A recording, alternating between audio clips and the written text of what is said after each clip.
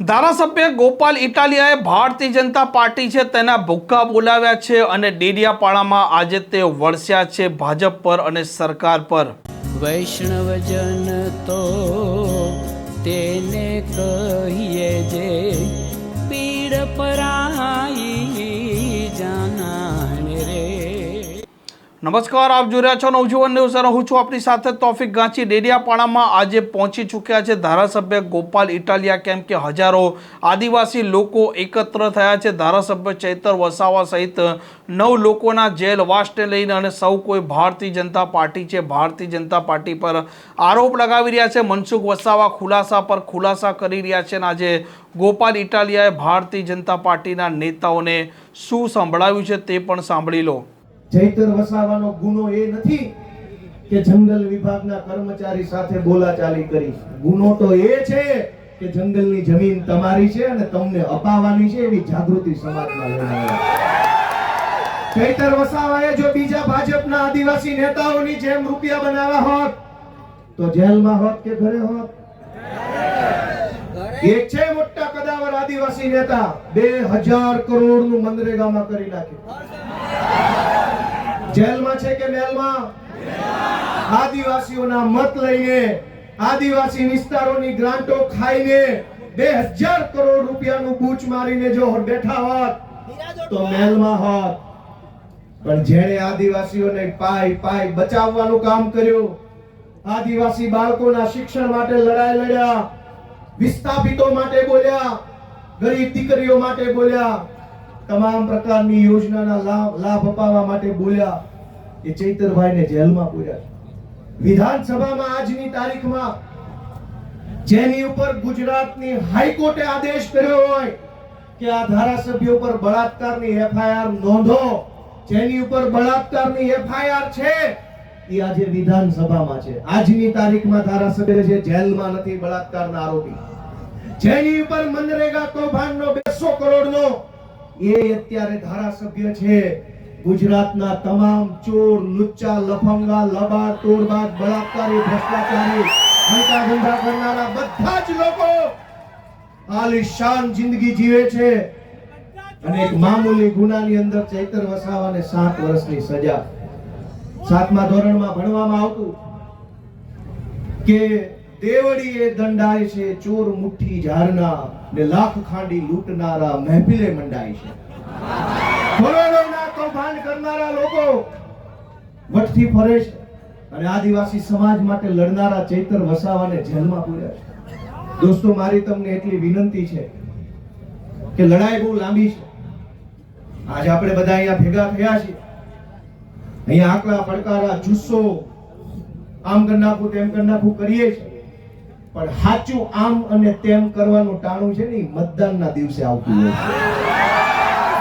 લોકશાહી છે આમ તેમ જે કાંઈ, અને નર્મદા જિલ્લા વાળાએ તો આમ તેમ કરીને બતાવી દીધું છે। જો આમ થાય, આમ તેમ કેમ થાય ને, ગઈ ચૂંટણીમાં કહી દીધું કે આમ થાય। બહુ ચોંટાતા ઝૂકેગા નહીં સાલા, કઠા પાડી દીધા। વડાપ્રધાને અહીંયા સભા કરી, ગૃહમંત્રીએ સભા કરી, પ્રદેશ પ્રમુખે કરી, પણ નર્મદા જિલ્લાના આદિવાસીઓએ કીધું ઝૂકેગા નહીં સાલા। આને કહેવાય અસલ ટાઈગર। પણ દોસ્તો, હું તમને છેલ્લી 2-3 વિનંતી કરીશ કે ચૈતરભાઈનો ગુનો શું? આ ભાજપ વાળા ટીવીમાં, સોશિયલ મીડિયામાં ચૈતરભાઈને બદનામ કરવાનું કામ કરે છે કે એણે વન વિભાગ વાળાને આમ તેમ કહી દીધું, ધાકધમકી કરી લીધી। તમારા વન વિભાગ વાળા, તમારા પોલીસ વાળાએ અમારી હારે જે ધાકધમકી કરી છે ને એની સજા 700 વર્ષ આપો તો ઘટે એમ છે। આખા ગુજરાતમાં સરકારી માણસો જનતા હારે કેવું વર્તન કરે છે? સરકારી મામલતદાર, સરકારી પીએસઆઈ, સરકારી ટીડીઓ, સરકારી પ્રાંત, સરકારી આરએફઓ, આ બધા જ લોકો રાજ્યની નાની જનતા સાથે કેવું વર્તન કરે છે? ઈ વર્તનની જો સજા આપવા બેસીએ ને તો એકેય માઈનો લાલ ઓફિસમાં બેસી નહીં શકે, બધાને જેલમાં પૂરવા પડે। ચૈતર વસાવાએ 4 શબ્દો શું કીધા તો માઠું લાગ્યું, પણ દોસ્તો ચુકાદો હવે જનતાની અદાલતમાં લાવવાનો છે। તમારે નિર્ણય કરવાનો છે કે આજ ચૈતર વસાવાને તમારા આશીર્વાદથી એક વખત ગુજરાતની સરકારમાં બેસાડો, પછી ખબર પડશે કે કેવી રીતે ન્યાય કરી શકાય. આપણે ક્યાં સુધી અન્યાય સહન કરવાનો?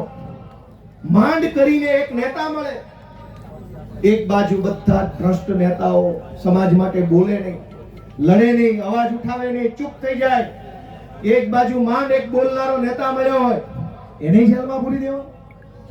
ગુજરાતભરની જનતાને હું તો વિનંતી કરું છું, માત્ર આદિવાસી સમાજ નહીં, જે કંઈ પણ થોડા ઘણા બોલનારા નેતા વધ્યા છે ને એની સાથે રહેજો, એને ટેકો આપજો, એની પડખે રહેજો. અને તો ગુજરાતમાં કોઈ બોલે છે, સરકાર એમ ઈચ્છે છે કે કોઈ પણ માણસ ભાજપની સામે બોલવો ન જોઈએ, કોઈ માણસ ભાજપની સામે અવાજ ન ઉઠાવવો જોઈએ, એવું સરકાર ઈચ્છે છે.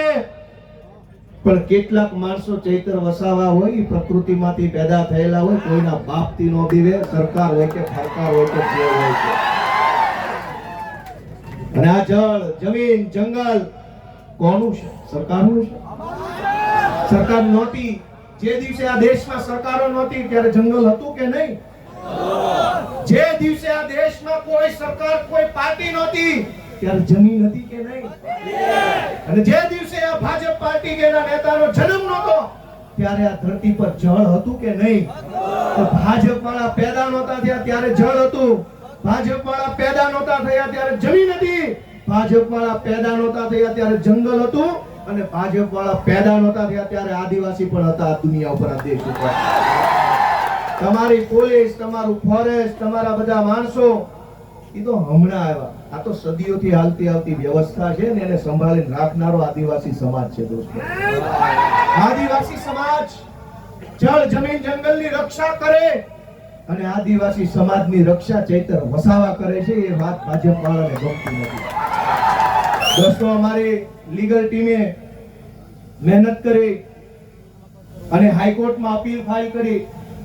જે કંઈ પણ ખેડૂતો, બહેનો, ચૈતરભાઈ અને શકુંતલાબેન સિવાયના બીજા જે કાંઈ મિત્રો જેલમાં છે અને ચૈતરભાઈ સહિત બધાય, એમની અપીલ હાઈકોર્ટમાં ફાઇલ કરી અને શકુંતલાબેન જે નાનું બાળક છે એમને હાઈકોર્ટે છોડી મૂકવાનો આદેશ આપ્યો. આપણા માટે બહુ સારી બાબત કહેવાય.